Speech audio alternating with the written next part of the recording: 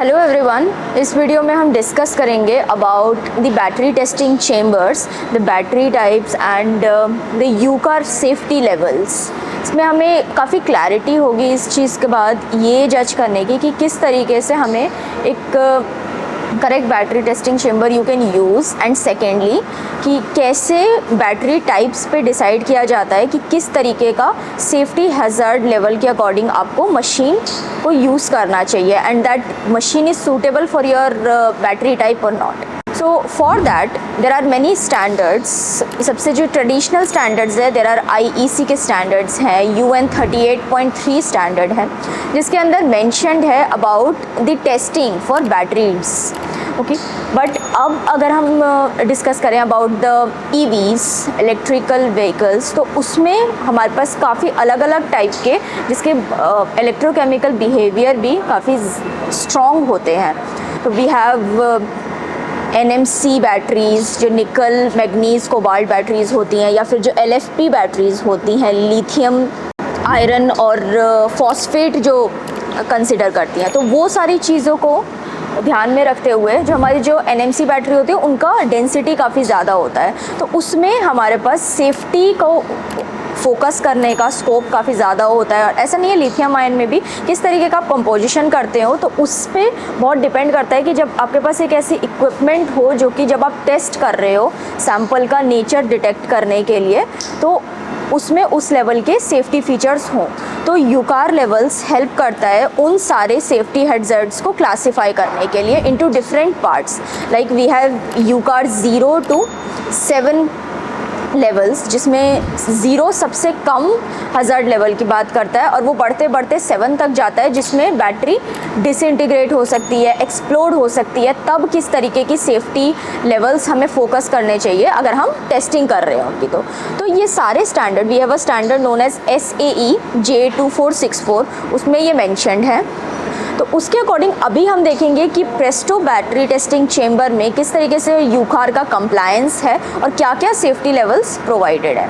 सो ये हमारा battery testing chamber है, इसमें यूकार का कंप्लायंस किस तरीके से है, कुछ चीज़ें उसमें स्पेसिफाइड है कि अगर किसी भी तरीके का फायर एक्सप्लोजन होता है या फिर अगर बैटरी थोड़ा सा भी डिसइंटीग्रेट करती है तो पार्टिकल ब्लॉकर हो हमारे पास, हमारा डिज़ाइन मशीन का उस तरीके का से कंस्ट्रक्टेड हो।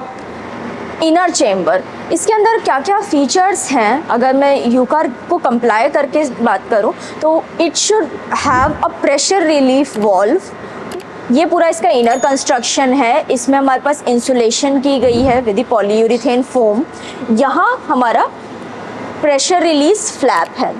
इसका क्या काम होता है, किसी भी तरीके का अगर प्रेशर जनरेट होता है सैंपल के अंदर, आई मीन अगर मैं बैटरी की बात करूं और अगर बैटरीज हमारे एक्सोथर्मिक है नेचर में, जो इसमें खुद ही ज़्यादा हीटिंग की प्रॉपर्टीज़ है, तो आपको हीट कंपनसेशन का भी ध्यान रखना है बैटरी देते समय या फिर I mean battery testing chamber लेते समय। और क्या होगा, उसमें ज़्यादा प्रेशर जनरेट होगा तो इसके अंदर इन वॉल्व्स की फैसिलिटी होनी चाहिए खुद ही खुल जाने की, अगर इस एक पॉइंट से ज़्यादा वो प्रेशर झेल रहे हैं। तो ये हमारे पास एक सिस्टम है। Second type of facility we have is the fire suppression. Okay, तो हमारे पास पर्जिंग का मैकेनिज्म यूकार 5 में मेंशन्ड है। तो for purging we have this kind of nozzle. इससे हमारा CO2 गैस रिलीज़ होगा जो कि पर्जिंग में हेल्प करेगा। किसी भी तरीके की अगर टेम्परेचर सेंसर यहाँ पर यूज़ होता है स्मोक को डिटेक्ट करने के लिए, अगर हीटिंग एक लेवल से ज़्यादा होती है तो ऑटोमेटिक मैकेनिज़्म है इसमें पर्जिंग का, that to with the CO2।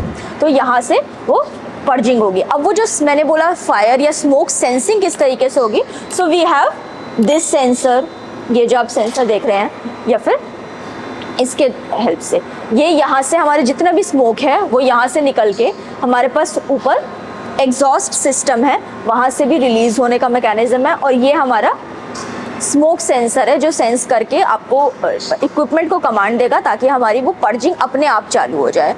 तो प्रेशर रिलीफ सिस्टम या फिर स्मोक सेंसर, पर्जिंग मैकेनिज्म, ये सारी चीज़ें यूकार लेवल में मेंशन है as per the nature of sample.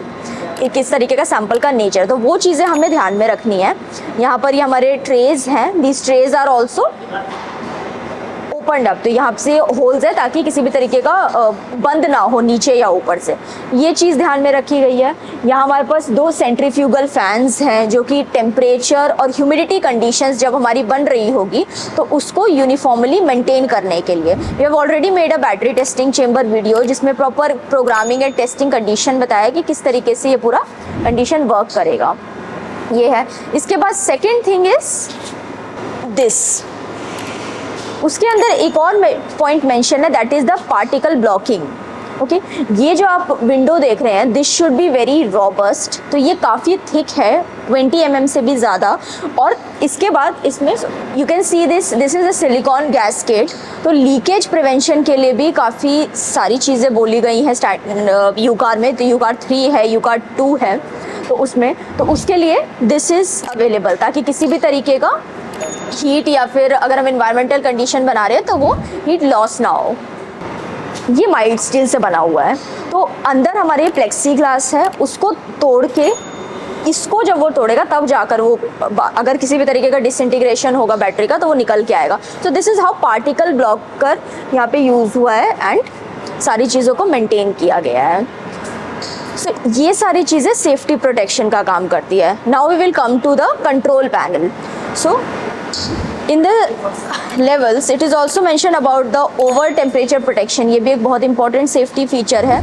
तो ये भी अगर एक स्पेसिफिक पॉइंट से ज़्यादा जाता है तो आपका अलार्म बीप करेगा।